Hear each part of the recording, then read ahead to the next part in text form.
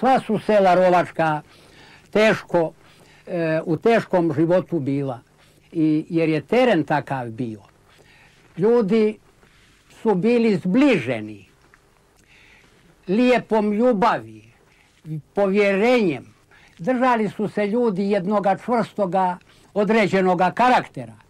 Ljudi su jedan drugoga štitili u nevoljama i jedan drugoga, ako je nešto došlo do neke muke, te je pao čovjek u neku nemaštinu, siromaštinu ili u neku uvredu, ljudi su ga branili.